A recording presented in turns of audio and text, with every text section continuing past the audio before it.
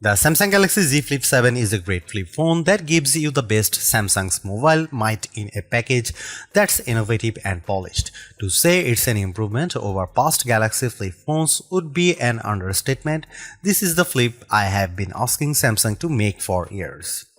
It's not quite the best flip phone you can buy, but that's because flip phones have gotten really good, and the Galaxy Z Flip 7 makes a perfect argument for why flip phones may be today's best form factor.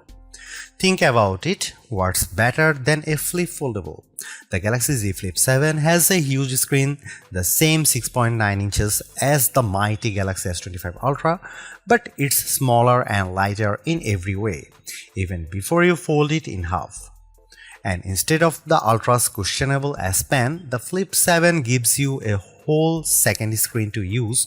On top of that, it costs $200 less than an Ultra. Flip phones just make too much sense, so what's stopping them from being more popular?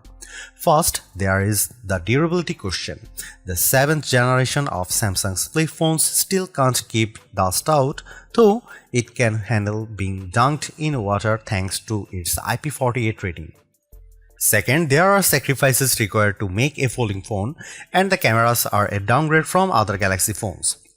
This year's Galaxy Z Fold 7 got a 200 main megapixel camera, but the Flip 7 keeps its 50 megapixel cameras on the back. There is no zoom, only wide and ultra wide. A 200 megapixel sensor would have elevated the disappointment of not having a 3x telephoto lens or better. Finally, the battery takes a hit with the Galaxy Z Flip 7, maybe too big of a hit. The Galaxy Z Flip 7 doesn't last long enough. I think this is more of a Samsung problem than a flip phone problem, because the Moto Razr Ultra offers great battery life, though it is marginally thicker and heavier than the Galaxy Z Flip 7. It's impossible to avoid comparing the Flip 7 to the Motorola Razr Ultra, which is the biggest competitor. Samsung should be thrashing the Razr, but Motorola has been consistently eating Samsung's lunch in the flip phone cafe. With the Flip 7, Samsung finally catches up to the Motorola on the cover display. Its cover display doesn't just fill the front of the phone, it features the thinnest bezels Samsung has ever used on a Galaxy phone screen. The Flip 7 can also, albeit with some difficulty, use every app on the cover display. You can navigate with all Trails maps, watch some TikTok, and play Vampire Survivors without opening the phone. Still, as Samsung takes a big leap forward, Motorola continues its slow and steady pace as the flip phone frontrunner. Today's Razr Ultra is faster than the Galaxy Z Flip 7 in every way. The processor is faster, games run faster, the screen refreshes faster, the battery even charges faster. Does all of the speed matter? Yes, but some folks will appreciate Samsung's deep features set and customization options more than a bit of extra speed. Samsung's One UI 8 is a powerhouse, especially if you mix business and pleasure on your smartphone. The Flip 7 also ships with Android 16, and this is the first time Samsung Foldable buyers haven't had to wait for an upgrade to the latest version of Android. Samsung promises 7 years of major Android updates and security patches, more than any competitor except Google. It has a good track record of delivering on such promises, while many Motorola fans are still waiting for promised updates for past Razr phones. It is time to consider a flip phone? Absolutely, as you have probably noticed, I am a fan of flip foldables, and the Flip 7, with its versatile cover display, rock-solid design, and hefty set of features, offers more value than the sum of its parts. In fact, I think most people would appreciate the Flip 7 with its unique benefits more than other phones that don't make the small sacrifices. Ask yourself, does your phone need the tiny zoom camera? Wouldn't you rather have a phone you can slap shut and slip in your front pocket? And I use the cover display on my Galaxy Z Flip 7 far more than I use the S Pen on my Galaxy S25 Ultra. I am rooting for flip phones, and the Galaxy Z Flip 7 is an exceptional flip for serious smartphone users. The Galaxy Z Flip 7 starts at $1,099 US, which is the same price as last year's Z Flip 6. The price seems reasonable to me considering that you are getting two displays for the price of one, plus glass that bends in half like a dang magic trick. Galaxy Z Flip phones used to seem pricey, but the rest of the phone world has slowly crept up to meet Samsung. And now $1,099 US actually seems fair, especially if you are getting this phone from your carrier with a steep discount.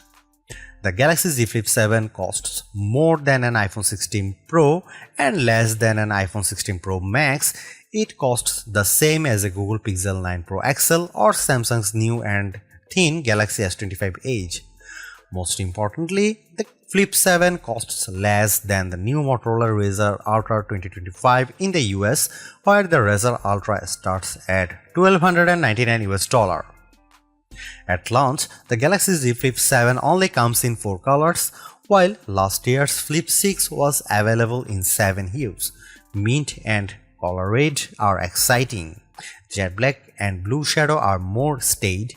I wish Samsung would try something unique with its materials and finish, but it likes to dress the entire product family in the same sweater for holiday portraits, so all the Galaxy phones look alike finish-wise. While Samsung admitted that the Galaxy Z Flip 7 would use its own Exynos 2500 processor instead of the Snapdragon 8 Elite for Galaxy found in every other flagship Galaxy phone this year, it was like a record scratch moment from a comedy show. Rumors suggest this would have been the CPU inside every Galaxy S25 phone, but Samsung changed its plan late in the game on those phones. Instead, this new Samsung chip debuted in the Galaxy Z Flip 7. The display is bigger this year, up to 6.9 inches for the internal display from 6.7 inches last year, and the phone is 4mm wider to accommodate this. Otherwise, the specs are mostly unchanged from the Flip 6, 12GB of RAM, a 50MP wide camera, and a 12MP ultra-wide, Wi-Fi 7, Gorilla Glass Victus 2 on the back cover. The battery is larger this year, but maybe not as big as it needs to be. After years of me complaining that the Galaxy Z Flip wasn't using enough of its cover space for the front screen, Samsung finally listened. The 4.1-inch screen on the front of the Galaxy Z Flip 7 takes up every possible inch. Samsung says it has the thinnest bezel ever on a Galaxy phone. The Flip 7's cover screen looks like the future of phone displays, and I am excited for the internal screen to catch up with a bezel this slim. Otherwise, the phone is a standard 2025 Galaxy model. It has flat sides with the power and volume buttons on the right.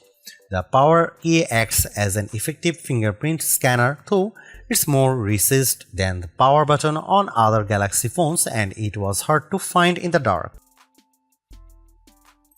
The Galaxy Z Flip 7 has a good set of cameras that took photos I enjoyed sharing. Images taken with Samsung cameras usually pop with bright colors and a highly sharpened look, but I have noticed on the last couple of phones that Samsung has been toning down this artificial look for a more natural photography style, closer to what the iPhone produces. I am all for it. Don't worry, Samsung fans, you still get photos that look great, especially if you opt for Samsung's specialized modes. Samsung's portrait mode is probably the best on any smartphone. It isolated my subject neatly and blurred the background for a gorgeous look. Samsung's food mode is by far the best camera phone mode for taking food photos. I reach for my Galaxy phone whenever I bake something tasty and I want to share it. Samsung's AI editing features are also the best I have used on any smartphone. When you cut an unwanted person or object out of your photo, the Galaxy Z Flip 7 does a perfect job of filling in the gaps.